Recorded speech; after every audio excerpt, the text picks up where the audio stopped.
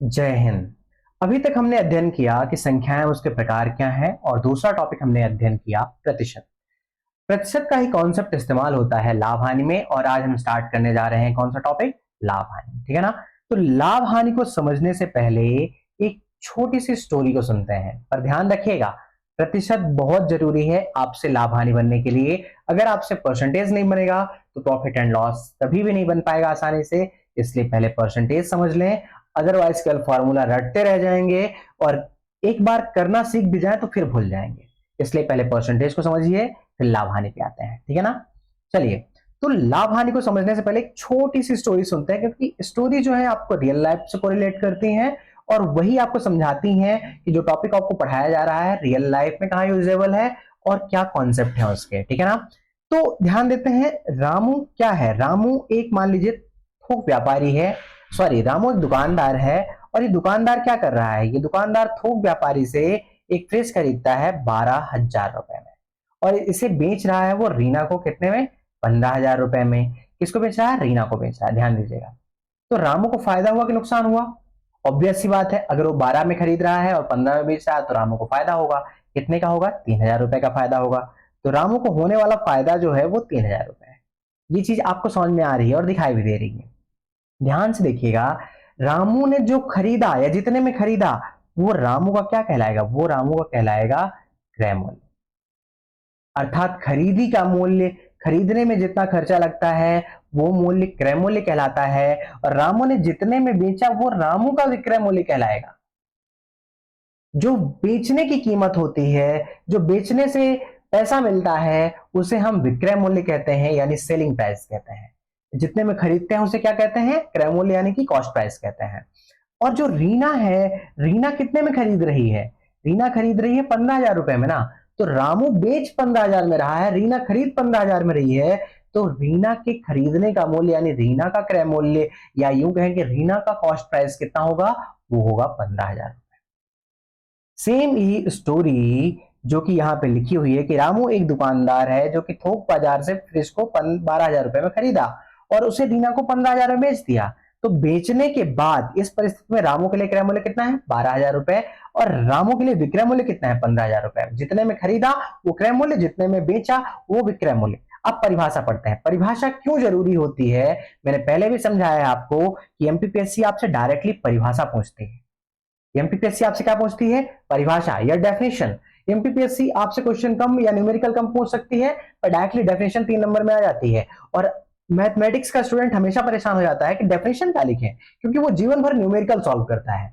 इसलिए आपको डेफिनेशन बनना, उसको लिखना भी जरूरी होता है। अब क्रय मूल्य की परिभाषा क्या होती है, कोई भी वस्तु जिस मूल्य पे खरीदी जाती है वही मूल्य क्या कहलाता है, उसका लागत मूल्य अथवा क्रय मूल्य कहलाता है। समझ में आ गया ना। जिस मूल्य पे वस्तु खरीदी जाए वही क्रय मूल्य। एज एग्जाम्पल, रामू के लिए क्रय मूल्य कितना, 12,000 रुपए। रीना के लिए क्रय मूल्य कितना, 15,000 रुपए। सेम जिस मूल्य पे वस्तु खरीदी जाए वो क्या होगी, वस्तु का क्रय मूल्य होगा। जैसे पूर्व उदाहरण में रामू के लिए क्रय मूल्य 12,000 और रीना के लिए क्रय मूल्य 15,000 रुपए। विक्रय मूल्य की परिभाषा क्या होती है, जिस वस्तु पे, जिस मूल्य पे वस्तु बेची जाए वह विक्रय मूल्य कहलाती है। और पूर्व उदाहरण में रामू के लिए फ्रिज का विक्रय मूल्य कितना हो गया, 15,000 रुपए हो गया। समझ में आया ना। इस तरीके से क्रय मूल्य और विक्रय मूल्य निकाले जा सकते हैं। लाभ, अगर फायदा होगा, फायदा कब होगा, जब बेचेगा महंगे में और खरीदेगा सस्ते में, तो फायदा होगा। तो विक्रय मूल्य अगर क्रय मूल्य से ज्यादा होगा तभी ना फायदा होगा। तो फायदा ही लाभ कहलाता है, या फायदा का समानार्थी शब्द है लाभ या प्रॉफिट कहें तो। और जब किसी वस्तु का विक्रय मूल्य, ध्यान दीजिएगा, जब किसी वस्तु का विक्रय मूल्य उसके क्रय मूल्य से अधिक हो तो वहां पे लाभ होता है।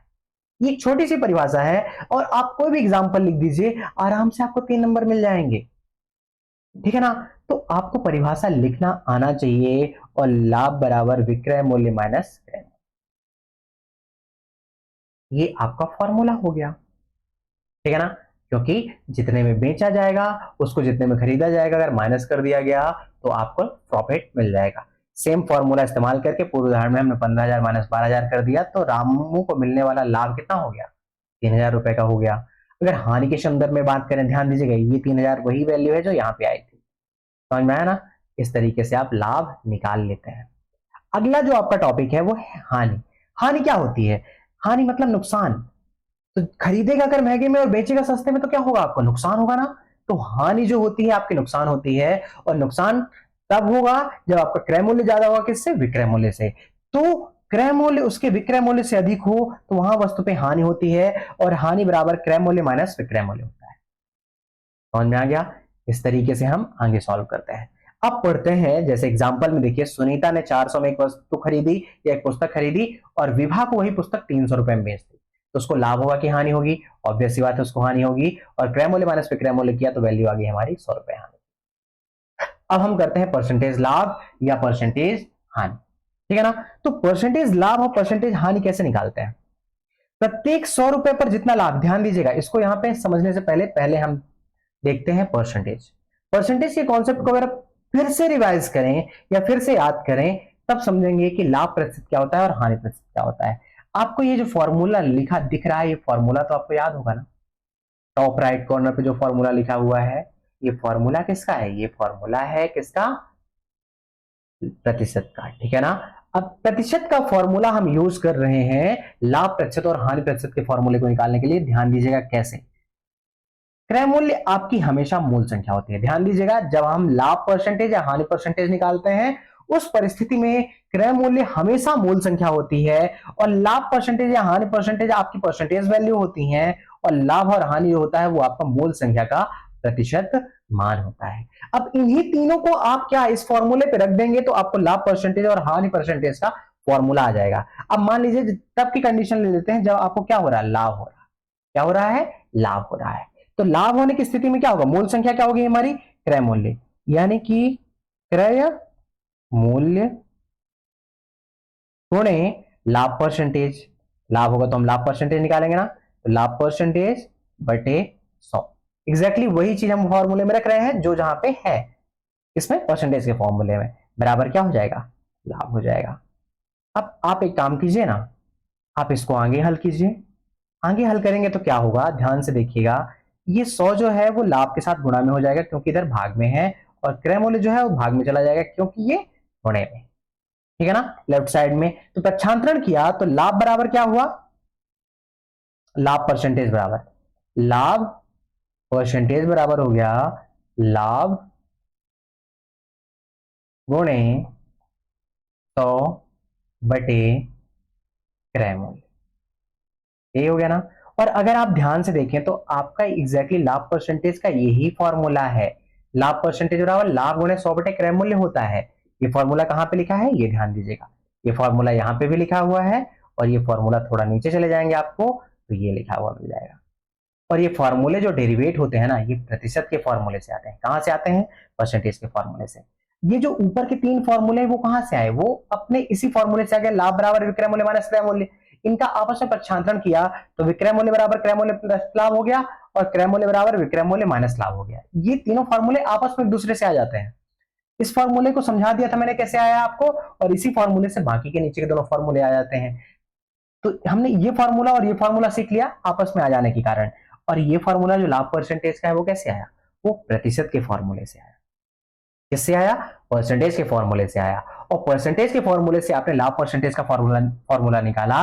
अब इसी परिस्थिति में अगर हम हानि परसेंटेज का फॉर्मूला देखें तो वो भी आ जाएगा।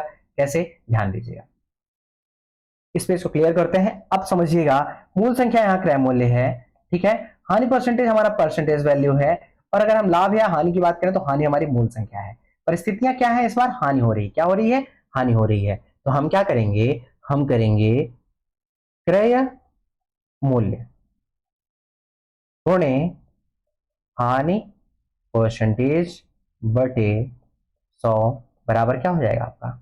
बराबर हो जाएगा हानि। अब इसको आगे हल करते हैं तो हानि परसेंटेज बराबर क्या हो जाएगा? हानि प्रतिशत बराबर हानि गुणे 100 बटे क्रय मूल्य। ये जो आपका हानि गुणे 100 बटे क्रय मूल्य आया, ये फॉर्मूला कहां से आया? एग्जैक्टली परसेंटेज के फॉर्मूले से आया। और ये फॉर्मूला आपका, अगर आप ध्यान से देखें तो आपके नेक्स्ट पेज पे फॉर्मूला प्रोवाइड किया गया है। ये रहा हानि परसेंटेज का फॉर्मूला, अर्थात हमने इस फॉर्मूले को भी प्रूव कर लिया। अब हम अगला फॉर्मूला प्रूव करने की कोशिश करते हैं। कौन सा? विक्रय मूल्य बराबर 1 प्लस लाभ परसेंटेज बटे 100 गुणे क्रय मूल्य। कैसे करेंगे? ध्यान दीजिएगा। इसको करने के लिए हम ये जानते हैं कि विक्रय मूल्य बराबर क्या होता है? क्रय मूल्य धन लाभ होता है। ये चीज हमने पहले पढ़ लिया है। तो विक्रय मूल्य बराबर क्रय मूल्य धन लाभ होता है, और अभी ही हमने देखा कि लाभ बराबर लाभ परसेंटेज गुणे क्रय मूल्य बटे 100 होता है। ये चीज हमने अभी ही देखी परसेंटेज के फॉर्मूले के अंतर्गत। अब जब हम जानते हैं कि ये फॉर्मूला होता है, तो बस यही लाभ की वैल्यू की जगह पे ये वैल्यू पुट कर दीजिए और देख लीजिए कि आपका उत्तर क्या आता है। तो क्रय मूल्य, मान लीजिए विक्रय मूल्य को मैं लिखता हूं सेलिंग प्राइस। ध्यान दीजिएगा, विक्रय मूल्य जो होता है वो सेलिंग प्राइस कहलाता है और क्रय मूल्य जो होता है वो कॉस्ट प्राइस कहलाता है। तो क्रय मूल्य को मैं कॉस्ट प्राइस लिखूंगा और विक्रय मूल्य को मैं क्या लिखूंगा, सेलिंग प्राइस लिखूंगा। आप समझने के लिए इसको पहले से ही अंडरस्टैंड कर लीजिए ताकि लिखना मेरे लिए सरल हो, आपके लिए समझना भी सरल हो। तो क्रय मूल्य क्या होगा, कॉस्ट प्राइस लिखा होगा, और विक्रय मूल्य क्या होगा, सेलिंग प्राइस लिखा होगा। चलिए आगे हल करते हैं। तो प्लस लाभ की जगह हम क्या लिख रहे हैं, लाभ परसेंटेज, लाभ परसेंटेज गुणे क्रय मूल्य गुणे क्या, कॉस्ट प्राइस, यानी कि क्रय मूल्य बटे कितना हो गया हमारा, 100 हो गया। अब एक बात बताइए, अगर आप दोनों पक्षों को ध्यान से देखें तो इस पक्ष में भी कॉस्ट प्राइस है, यानी दोनों पक्षों में दोनों स्टेप्स को देखें तो यहां पे भी कॉस्ट प्राइस है और यहां पे भी कॉस्ट प्राइस है। दोनों से आप कॉस्ट प्राइस को बाहर निकाल लें। जैसे ही आपने कॉस्ट प्राइस को बाहर निकाला तो सेलिंग प्राइस बराबर क्या हो गया, सेलिंग प्राइस बराबर हो गया, कॉस्ट प्राइस को इधर रखा, यहां पे बचा कितना, यहां पे बचा 1, और आगे क्या हो जाएगा, आगे हो जाएगा लाभ परसेंटेज बटे 100, ये हो जाएगा ना। और अगर आप ध्यान से देखें तो आपका जो ये फॉर्मूला आ गया, विक्रय मूल्य बराबर क्रय मूल्य गुणे 1 प्लस लाभ परसेंटेज बटे 100, ये जो फॉर्मूला आ गया, ये फॉर्मूला आपका एग्जैक्टली ऊपर वाला लिखा हुआ फॉर्मूला है। समझ में आया ना, ये फॉर्मूला आपका ऊपर लिखा हुआ फॉर्मूला ही है, बस कॉस्ट प्राइस यानी क्रय मूल्य लेफ्ट साइड में लिखा हुआ है। आप इसको आराम से राइट साइड में लिख सकते हैं। एज एग्जांपल देखिए मैं क्या लिख सकता हूं इसको, क्योंकि क्रम विनिमेयता गुणन दर्शाता है और यहां गुणा ही तो है, 1 प्लस लाभ परसेंटेज बटे 100 गुणे कॉस्ट प्राइस। अब तो ये एग्जैक्टली सेम फॉर्मूला हो गया ना ऊपर वाला। तो इस तरीके से आपका फॉर्मूला प्रूव हो जा रहा है। और फॉर्मूला कहां से आ रहा है, सबसे पहला फॉर्मूला प्रतिशत के फॉर्मूले से आया और बाकी के सारे फॉर्मूले आपस में एक दूसरे से आ रहे हैं। तो ये तरीका है कि लाभ और हानि के फॉर्मूले कहां से डेरिवेट होते हैं, यानी बनते कहां से हैं और क्यों बनते हैं ऐसे, क्योंकि परसेंटेज का फॉर्मूला जो हमने पढ़ा वही फॉर्मूला इनको खुद तैयार करता है आके। अगर हम इस फॉर्मूले की बात करें, फॉर्मूला हमारा नेक्स्ट क्या है, क्रय मूल्य बराबर 100 गुणे विक्रय मूल्य बटे 100 धन लाभ परसेंटेज। ये कैसे निकालेंगे, अगर इसको निकालने की कोशिश करें तो इसको निकालने का तरीका क्या होगा, ध्यान दीजिएगा। अभी हम इस फॉर्मूले को हल करने की कोशिश कर रहे हैं, कैसे करेंगे समझिएगा। क्रय मूल्य को लिखता हूं कॉस्ट प्राइस, सॉरी क्रय मूल्य को मैं लिख रहा हूं आपको कॉस्ट प्राइस, और कॉस्ट प्राइस बराबर क्या होता है, सेलिंग प्राइस माइनस लाभ, यही होता है ना। कॉस्ट प्राइस बराबर होता है सेलिंग प्राइस में अगर आप लाभ को घटा दें। अब लाभ की जगह पे क्या करें, लाभ की जगह पे आप लिख दें लाभ परसेंटेज। आप जानते हैं कि लाभ परसेंटेज का फॉर्मूला क्या होता है, अगर हम देखें लाभ परसेंटेज गुणे क्रय मूल्य बटे 100 बराबर क्या होता है, लाभ होता है।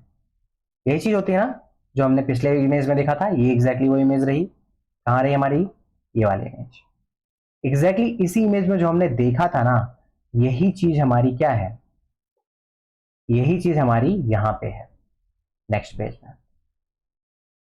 और इसको मान लीजिए हम पुट कर देते हैं यहां पे, लाभ बराबर लाभ परसेंटेज गुणे क्रय मूल्य बटे 100। हल करते हैं इसको, ध्यान दीजिएगा। क्रय मूल्य हमारा कॉस्ट प्राइस हो गया, सेलिंग प्राइस हम यहां पे लिखते हैं माइनस लाभ की जगह लिख देते हैं लाभ परसेंटेज, लाभ परसेंटेज गुणे कॉस्ट प्राइस बटे कितना हो गया, 100 हो गया।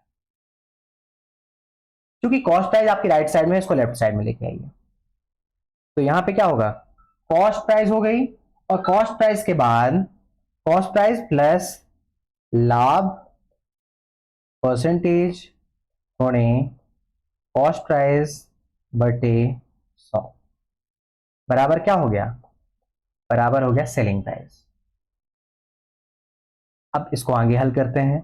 आगे हल करेंगे, देखिए ध्यान से देखिए, यहां पे भी कॉस्ट प्राइस है, यहां पे भी कॉस्ट प्राइस है, कॉमन ले लीजिए। जैसे आपने कॉस्ट प्राइस कॉमन लिया तो कॉस्ट प्राइस बराबर कितना हो गया, 1 प्लस लाभ परसेंटेज बटे 100 गुणे सेलिंग प्राइस। अब हम इसको हल करने की कोशिश करते हैं। अब हम इसको क्या करते हैं, हल करने की कोशिश करते हैं। Wait a minute. अब हम इसको हल करने की कोशिश करते हैं, कैसे, ध्यान दीजिएगा। कॉस्ट प्राइस बराबर 1 प्लस लाभ परसेंटेज बटे 100 बराबर सेलिंग प्राइस हो गई, ठीक है ना। अब इसको आगे हल करते हैं नेक्स्ट पेज में, ध्यान दीजिएगा कैसे। एड करते हैं एक नया पेज।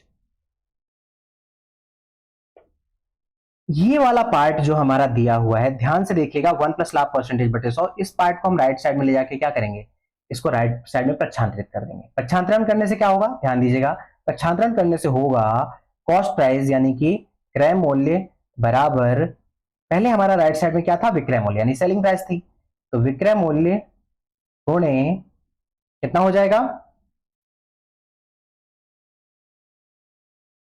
100 बटे 100 धन लाभ परसेंटेज। ये कैसे आया, अगर आप ये जानना चाहते हैं कि ये वैल्यू एग्जैक्टली कैसे आई, ये वैल्यू जबकि वहां पे एग्जैक्टली ये वैल्यू नहीं थी, ये आई हमारी परिमेय, जो परिमेय संख्या होती हैं उन संख्याओं को हल करने से, क्योंकि ये 100 इसको बनाएगा 100 बटे 100 और बाद में ये 100 धन लाभ परसेंटेज बटे 100 हो जाएगा। आगे जब हम इसको हल करते हैं तो वैल्यू कितनी आ जाती है, अगर हम ध्यान से देखें तो कॉस्ट प्राइस बराबर कितना हो जाता है, कॉस्ट प्राइस बराबर हो जाता है सेलिंग प्राइस गुणे 100 बटे 100 धन लाभ परसेंटेज। और ये हमारा जो हो गया, ये हमारा फाइनली वो फॉर्मूला हो गया जो हम फॉर्मूला निकालना चाह रहे थे। कौन सा फॉर्मूला, ये वाला फॉर्मूला, क्रय मूल्य बराबर 100 गुणे विक्रय मूल्य बटे 100 धन लाभ परसेंटेज। और क्रय मूल्य बराबर हमारा क्या है, 100 गुणे विक्रय मूल्य बटे 100 धन लाभ परसेंटेज। ये तो क्रय मूल्य का फॉर्मूला था जो पिछले फॉर्मूले से डेरिवेट हुआ, तो इस तरीके से हम फॉर्मूले निकाल लेते हैं, एक दूसरे से आपस में डेरिवेट कर लेते हैं। बाकी अन्य फॉर्मूलों को डेरिवेट करने की यानी कि निकालने की कोशिश कीजिएगा। ये सारी चीजें आपको 10th क्लास में पढ़ाई जाती हैं, 10th क्लास तक में मैथमेटिक्स में पढ़ाई जाती हैं, इसलिए इसे बताना मैंने सोचा कि थोड़ा इंपॉर्टेंट होता है। बट हम अब आगे सॉल्व करने की कोशिश करते हैं कुछ क्वेश्चंस को, ठीक है ना। बाकी के फॉर्मूले आप प्रूफ करने की कोशिश कीजिएगा, अगर नहीं हो पाता है तो बताइएगा, मैं आपको उसका सॉल्यूशंस प्रोवाइड कर दूंगा। अब अगर ध्यान से देखें तो ये 3 क्वेश्चन आपको 2019 तक आने वाले क्वेश्चंस में से हैं। 2014, 18 और 19 में एक ही क्वेश्चन आए हैं। उम्मीद है 2020 में भी एक क्वेश्चन आया है, मे बी अगर आया होगा तो मैं उसको आपको नोट्स में प्रोवाइड कर दूंगा, इसी नोट्स में प्रोवाइड कर दूंगा अगली क्लास में, ठीक है ना। नेक्स्ट क्वेश्चन है हमारा क्या, अगर हम सबसे पहले स्टार्ट करते हैं question number first number question क्या कहता है, आपका फर्स्ट नंबर क्वेश्चन कहता है कि एक वस्तु का क्रय मूल्य 4000 रुपए है और उसी वस्तु का विक्रय मूल्य 4200 रुपए है, तो वस्तु में लाभ अथवा हानि बताइए, साथ ही लाभ परसेंटेज अथवा हानि परसेंटेज बताइए। ध्यान दीजिएगा क्वेश्चन, क्रय मूल्य 4000, विक्रय मूल्य 4200 यानी 4200, तो लाभ होगा कि हानि होगी, ऑब्वियस सी बात है लाभ होगा। क्यों, क्योंकि विक्रय मूल्य ज्यादा है किससे, क्रय मूल्य से, तो चूंकि विक्रय मूल्य ज्यादा है क्रय मूल्य से तो लाभ होगा अभी तो हानि की जगह पे। अब लाभ होगा ये चीज हमने समझ लिया, चूंकि लाभ होगा तो क्रय मूल्य दिया हुआ है 4000 रुपए, विक्रय मूल्य हमारा दिया हुआ है 4200 रुपए, और फॉर्मूला कौन सा यूज होगा, फॉर्मूला यूज होगा लाभ बराबर विक्रय मूल्य माइनस क्रय मूल्य। अब बस चुपचाप क्या कीजिए, हल कर दीजिए। हल कैसे करेंगे, ध्यान दीजिएगा, लाभ बराबर विक्रय मूल्य यानी विक्रय मूल्य की वैल्यू कितनी होगी 4200, क्रय मूल्य की वैल्यू कितनी होगी 4000, आपस में माइनस किया तो वैल्यू कितनी आ गई 200, ठीक है। तो लाभ बराबर कितना हो गया 200, तो लाभ परसेंटेज बराबर कितना होगा, लाभ गुणे 100 बटे क्रय मूल्य, यानी लाभ परसेंटेज की वैल्यू लिख दीजिए कैसे, 200 गुणे 100 बटे क्रय मूल्य कितना है हमारा, क्रय मूल्य हमारा 4000। मैंने हमेशा कहा है क्रय मूल्य को ही लाभ परसेंटेज और हानि परसेंटेज निकालने में यूज कीजिएगा, ठीक है ना। अर्थात मूल संख्या आपका हमेशा क्या होगा, क्रय मूल्य होगा। डबल जीरो से डबल जीरो कट हो गया और एक जीरो से ये जीरो कट हो गया, 4 पंचे 20 हो गया, तो लाभ परसेंटेज कितना आ गया, फाइनली 5% आ गया। अतः लाभ परसेंटेज 5% हुआ। आपका हल करने का एग्जैक्टली तरीका भी हमेशा यही होना चाहिए, यही आपका आंसर राइटिंग है, किसका, हल करने के तरीके की आंसर राइटिंग आपकी यही है, और आप इसी तरीके को फॉलो करें। आप डिफरेंट तरीके में मत फंसिएगा कि आप शॉर्ट में उत्तर लिख दें, क्योंकि अगर आपने उत्तर को शॉर्ट में लिखने की कोशिश की ना तो आपके नंबर कट जाएंगे। मैथमेटिक्स में स्टेप्स के भी नंबर मिलते हैं, ध्यान दीजिएगा, केवल आंसर आने के नंबर नहीं मिलते हैं। इसलिए आपको एग्जैक्टली उसी तरीके से डिस्क्रिप्टिव क्वेश्चन को सॉल्व करना है जैसे कि 10th तक की मैथमेटिक्स में सॉल्व किया जाता था, या उसके पेपर में, बोर्ड के पेपर में सॉल्व किया जाता था। नेक्स्ट क्वेश्चन हम हल करते हैं क्वेश्चन नंबर 3। क्वेश्चन नंबर 2 हल कर लीजिएगा आप। अब हम हल करेंगे क्वेश्चन कौन सा, question number 3। Question number 2 exactly question number 1 की तरह है और मुझे लगता है कि आपसे बन जाएगा। इसको हल करने की कोशिश कीजिएगा। प्रश्न नंबर 3 क्या कहता है? प्रश्न नंबर 3 कहता है कि एक साइकिल को 1960 में खरीदकर 1862 में बेच दिया जाता है। 1960 में खरीदा जाता है, 1960 में बेचा जा रहा है 1862 रुपए में, यानी 1862 रुपए में। तो विक्रय मूल्य यहाँ पे कितना है? कम है। किससे? क्रय मूल्य से। तो क्या होगा यहाँ पे? हानि होगी। हमें क्या निकालना है? हमें निकालना है हानि परसेंटेज। तो दिया हुआ है विक्रय मूल्य कितना है? विक्रय मूल्य है हमारा 1862 रुपीज और क्रय मूल्य कितना है हमारा? क्रय मूल्य है हमारा 1960 रुपए। तो हानि कितनी होगी हमारी? हानि बराबर होगा, ध्यान देते हैं, हानि का जो फॉर्मूला है एग्जैक्टली हम उसी फॉर्मूले का इस्तेमाल करेंगे। फॉर्मूला क्या है हमारा हानि का? हानि बराबर क्रय मूल्य माइनस विक्रय मूल्य, यही फॉर्मूला है ना। इसी फॉर्मूले का हम यूज करेंगे और इस फॉर्मूले का इस्तेमाल करके हम निकालेंगे क्या? हानि की वैल्यू। कैसे? ध्यान दीजिएगा, यहाँ पे रखा हमने ये फॉर्मूला और इस फॉर्मूले में वैल्यू रख दी हमने किसकी? हानि की। कैसे निकालेंगे? 1960 माइनस 1862। उत्तर कितना आ गया आपका? यहाँ पे 98 रुपीज। 98 रुपीज आपकी क्या हो गई? लॉस हो गया, यानी हानि हो गई। अब हानि परसेंटेज का फॉर्मूला क्या है? अगर हानि परसेंटेज का फॉर्मूला देखें, क्योंकि अगर हानि आती है तो हानि परसेंटेज का फॉर्मूला यूज होगा, और हानि परसेंटेज का जो फॉर्मूला है हमारा, वो फॉर्मूला कहता है कि हानि बराबर हानि प्रतिशत गुणे 100 बटे क्रय मूल्य। ठीक है ना। इस फॉर्मूले का जब आप यूज करेंगे तो आप क्या निकालेंगे?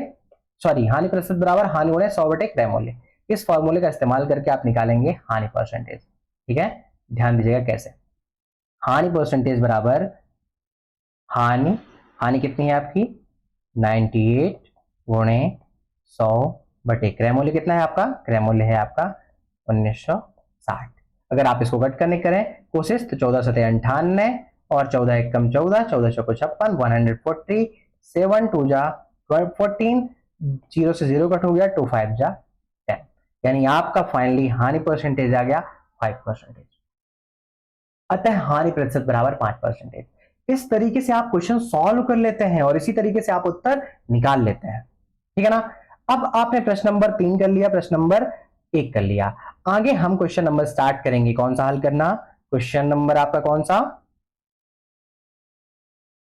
Question number 4। क्वेश्चन नंबर 4 आपका क्या कहता है कि दुकानदार द्वारा किसी वस्तु से 495 रुपए में विक्रय करने पर, दुकान द्वारा किसी वस्तु को 495 रुपए में विक्रय करने पर 10% की हानि होती है। यहां पे क्या हो रही है? हानि हो रही है। तो वस्तु का क्रय मूल्य बताओ। ध्यान दीजिएगा, यहां पे आपकी हानि परसेंटेज दी हुई है, ना कि हानि दी हुई है। तो अगर हानि परसेंटेज दिया हुआ है और विक्रय मूल्य दिया हुआ है तो हमें क्या निकालना है? हमें निकालना है कॉस्ट प्राइस, यानी कि क्रय मूल्य। अब फॉर्मूला क्या लगेगा? अगर हम फॉर्मूले में देखें तो हानि परसेंटेज दिया हुआ है, साथ में क्या दिया हुआ है? विक्रय मूल्य दिया हुआ है, यानी ये रहा हमारा हानि परसेंटेज, ये रहा हमारा विक्रय मूल्य। और अगर आप इस फॉर्मूले को इस्तेमाल करेंगे तो आप आसानी से क्रय मूल्य निकाल सकते हैं। तो फॉर्मूला क्या है आपका?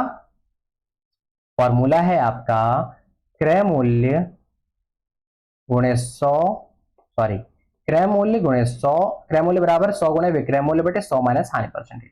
एग्जैक्टली इसी फॉर्मूले का इस्तेमाल कीजिएगा और इसको हल करने की कोशिश कीजिएगा। चौथा क्वेश्चन क्या है हमारा? ध्यान दीजिएगा, सूत्र हमारा दिया हुआ है क्रय मूल्य बराबर 100 गुणे विक्रय मूल्य बटे 100 माइनस हानि परसेंटेज। इसी फॉर्मूले को डायरेक्टली इस्तेमाल करते हैं। विक्रय मूल्य हमारा पहले से दिया हुआ है 495 रुपए, हानि दिया हुआ है 10%। फॉर्मूला हमारा ये लगेगा, मैंने पहले ही बताया क्यों लगेगा फॉर्मूला। अब इस फॉर्मूले में आप क्या करेंगे? इस फॉर्मूले में आप उत्तर को, मतलब सारी की सारी वैल्यूज को पुट कर दीजिए, आपका आंसर आ जाएगा। 100 गुणे विक्रय मूल्य कितना है हमारा? विक्रय मूल्य है हमारा 495 बटे 100 माइनस हानि। 100 माइनस हानि कितना है हमारा? 10। वैल्यू कितनी हो जाएगी? 100 गुणे 495 बटे कितना हो गया? 90। सो कट करने की कोशिश करते हैं ना हम, तो 0 से 0 कट हो गया और 9 45 से 9 5 जा 45 और 9 5 जा अगेन 45। तो उत्तर आपका आ जाता है क्रय मूल्य 550 रुपए। अतः क्रय मूल्य का मान कितना होगा आपका? 550 रुपए। ये आपका वे ऑफ सॉल्यूशन है। क्या गिवन है आपको? आप हमेशा लिखेंगे क्या ज्ञात करना है आपको, ये आप हमेशा लिखेंगे। क्या फॉर्मूला यूज करेंगे आप सूत्र लिख के, या ना भी लिखें तो फॉर्मूला तो जरूर लिखें, और वो फॉर्मूले में वैल्यू को पुट करेंगे और फाइनली उत्तर निकालेंगे, और उत्तर निकाल के आप ऐसे आंसर लिखेंगे। और जो ये लास्ट लाइन लिखी जाती है ना, ये एक तरह से निष्कर्ष होती है आपकी। जैसे आप हमेशा कोई भी एमपीपीएससी में आंसर राइटिंग में उत्तर लिखते हैं तो लास्ट में एक निष्कर्ष लिखने की कोशिश करते हैं ना, ये लास्ट लाइन जो होती है निष्कर्ष होती है। और अगर एग्जामिनर डायरेक्टली देखना पसंद करेगा ना, तो आपका निष्कर्ष देखना पसंद करेगा या आपकी फाइनली आंसर देखना पसंद करेगा कि क्या आपका उत्तर सही आ रहा है या नहीं आ रहा है। ठीक है ना। चलिए आगे हम नेक्स्ट क्लास में लाभ हानि के अन्य क्वेश्चन को हल करना अन्य क्वेश्चन को हल करने की कोशिश करेंगे, और आगे हम इस टॉपिक को कंप्लीट करेंगे। तब तक पढ़ते रहिए, मस्त रहिए। जय हिंद, धन्यवाद।